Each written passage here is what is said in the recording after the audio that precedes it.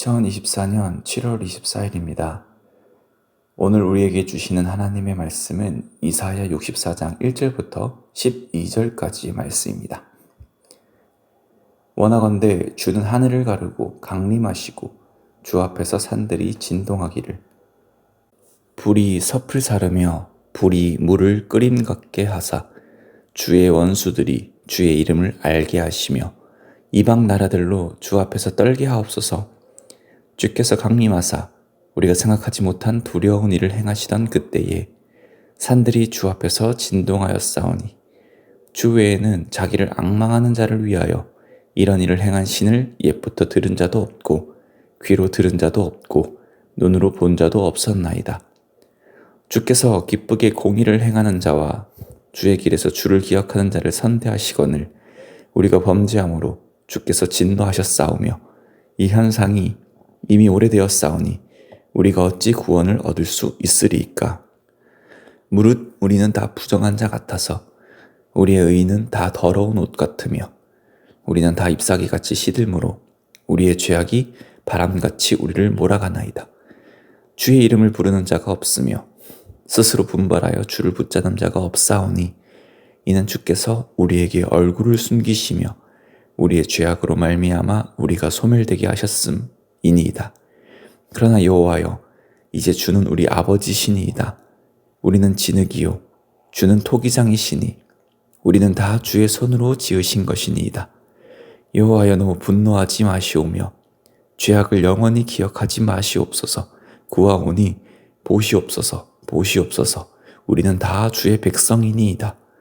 주의 거룩한 성읍들이 광야가 되었으며 시온이 광야가 되었으며 예루살렘이 황폐하였나이다. 우리 조상들이 주를 찬송하던 우리의 거룩하고 아름다운 성전이 불에 탔으며 우리가 즐거워하던 곳이 다 황폐하였나이다. 여호와여, 일이 이러하거늘 주께서 아직도 가만히 계시려 하시나이까. 주께서 아직도 잠잠하시고 우리에게 심한 괴로움을 받게 하시려나이까. 아멘. 오늘 본문은 이사야 선지자가 하나님께 드리는 간절한 기도의 내용을 담고 있습니다. 이사야 선지자는 본문 첫 부분에서 원하건대라고 말하며 하나님께 간구를 드리고 있습니다. 1절 말씀을 보시면 원하건대 주는 하늘을 가르고 강림하시고, 그가 드리는 간구는 하나님께서 강림하시는 것입니다.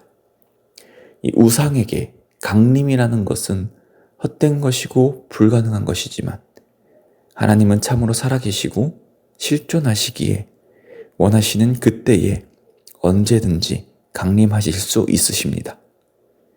하나님께서 강림하신다면 1절 하반절처럼 산들이 진동할 것입니다.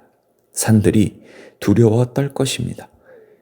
이 사람의 입장에서 본다면 산은 절대적으로 강하며 굳건합니다. 사람은 산을 어찌할 수 없는 절대적인 존재입니다. 그런 산조차도 두려워 떱니다. 창조주의 존재 앞에 산도 피조물일 뿐이니 두려워 떱니다. 이 산도 벌벌 두려워 떤다면 사람은 어떠하겠습니까? 당연히 사람도 두려워 떨 것입니다. 그렇게 이사야가 바라는 것, 이스라엘이 바라는 것은 하나님께서 속히 강림하셔서 하나님을 모르는 저 이방인들이 하나님만이 살아계신 분이라는 것을 보여주는 것입니다. 그리고 그들이 두려워 떠는 것입니다. 이 땅의 진정한 하나님이 누구신지 그들이 깨닫는 것입니다. 이방인들이 진정한 하나님을 깨닫게 된다면 하나님의 백성인 이스라엘 백성들은 그들의 압제에서 벗어나게 될 것입니다. 4절 말씀을 보시면 주 외에는 자기를 앙망하는 자를 위하여 이런 일을 행한 신은 옛부터 들은 자도 없고 귀로 들은 자도 없고 눈으로 본 자도 없었나이다. 이것은 그들의 망상이 아닙니다. 하나님은 분명 하나님을 앙모하는 자를 위하여 이런 일을 행하셨고 또 행하실 것입니다. 앙모하는 것, 즉 기다리는 것은 믿음입니다. 사울은 사무엘이 오는 것을 기다리지 못했습니다. 그는 눈앞에 닥친 문제를 보고 두려웠고 그 두려움에 지배되어 행동했습니다. 그것은 믿음 없는 행동이었습니다.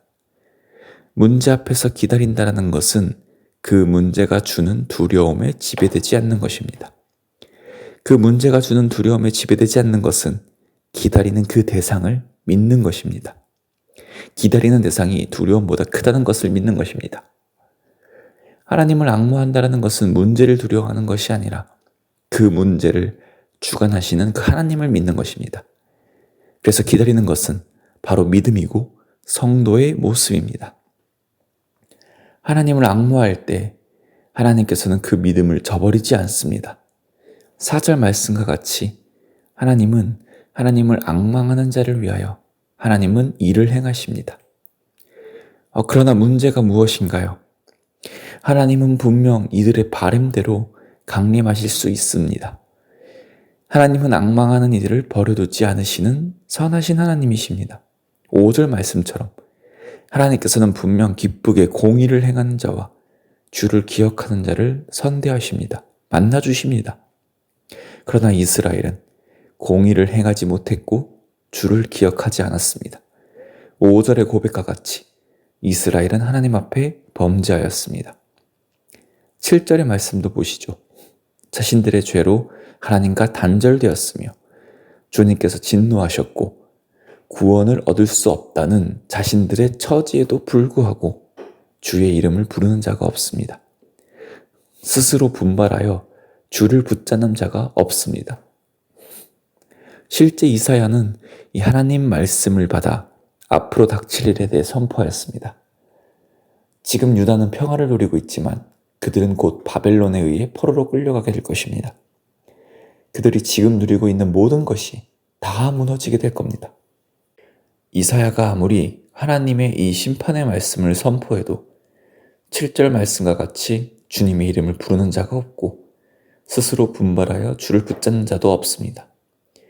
이사야가 아무리 하나님의 말씀을 선포해도 자신의 민족은 한결같이 주님 앞에 죄를 지을 뿐입니다. 그래서 이사야는 이 깊은 절망을 마치 하나님께서 얼굴을 숨기신 것 같다라고 고백합니다. 하나님께서 얼굴을 숨기시니 자신들은 꼼짝없이 소멸되게 생겼다고 주님께 호소하고 있습니다. 이사야의 기도는 이렇게 절망으로 빠져갑니다. 하나님의 심판은 예정되어 있고 자신의 민족은 그 심판에 대해 믿지 않습니다. 믿는다 해도 미래의 일이라 현실 감각이 없을 수도 있습니다. 그렇다면 이스라엘에게 남겨진 것은 하나님의 심판에 의한 멸망밖에 없습니다. 도저히 미래가 보이지 않고 도저히 희망이 보이지 않는 상황입니다. 그런 상황에서 이사야가 바랄 것은 무엇일까요? 이사야는 자신의 민족이 하나님을 버리고 하나님 앞에 죄를 행하여 차마 용서받을 수도 없고 구원받을 수 없는 것을 잘 알고 있습니다. 그렇지만 하나님의 선하심, 하나님의 신실하심에 이사야는 호소합니다. 8절의 말씀과 같이 이사야는 하나님께서 그들의 아버지심을 말합니다. 하나님께서 토기장이로 자신들을 빚으셨음을 고백합니다. 비록 자신들이 하나님 앞에 용서받을 수 없는 죄를 저질렀고 지금도 여전히 그 죄로부터 돌이키지 않고 하나님을 진노케 하지만 하나님께서 자신들을 손수 만드셨고 친히 백성 삼아 주셨기 때문에 아버지시기 때문에 그 아버지의 사랑에 다시 한번 기대어 용서를 구하고 있습니다. 그 하나님의 선하심과 사랑에 기대어 9절에서와 같이 너무 분노하지 말아달라고 간청합니다. 하나님께서 너무 분노하셔서 자신들을 영원히 멸하시지 말아달라고 말씀합니다. 10절에서 12절의 말씀에도 마찬가지입니다. 비록 자신들이 하나님 앞에 극심한 죄를 범하여 하나님을 진노케 하여서 그에 걸맞는 심판을 분명히 받을 겁니다. 거룩한 성읍들은 그들의 거룩하지 못함에 의해 황폐해지고 예루살렘 또한 황폐해질 것입니다. 주를 찬송하던 거룩한 성전이 그들의 거룩하지 못함에 의해 황폐해질 것입니다. 이토록 비참한 심판을 겪지만 이사야는 주님께 간절히 호소합니다. 하나님께서 잠잠히 계시지는 않을 것이라고, 심판하시되 우리를 멸하시진 않을 것이라고 말이죠. 사랑하는 성도님, 오늘 우리는 본문을 통해 이사야 선지자의 간절한 호소를 보았습니다. 이사야의 간절한 호소를 통해 알 수 있는 것, 아무리 하나님의 백성이라 할지라도 그들 또한 심판을 받는다는 것입니다. 물론 하나님께서 그들을 이유 없이 심판하시지 않습니다. 그들은 그들의 하나님을 버렸고 우상을 숭배했고 심각한 죄를 일삼았습니다. 그들은 그들의 행위에 따라 심판받는 것입니다. 그러나 이사야가 간절히 기도하는 것은 비록 우리의 죄악 때문에 우리는 하나님께 벌을 받을 것이지만 하나님의 선하심에 의해 아버지의 사랑에 의해 다시 용서해 주시고 살려달라는 것이죠. 사랑하는 성도님, 우리 또한 우리의 죄악 때문에 심판받아 마땅한 자들이었습니다. 그러나 하나님의 선하심과 사랑으로 예수 그리스도를 믿게 하셔서 우리의 죄를 기억하지 않으십니다. 그렇지만 하나님의 백성이라는 호칭이 거룩한 삶을 동반하지 않듯이 그리스도인이라는 호칭이 거룩한 삶을 동반하지는 않습니다. 하나님의 백성이 되었다는 것이 끝이 아니라 이스라엘은 하나님의 백성다운 삶을 살아가야 했습니다.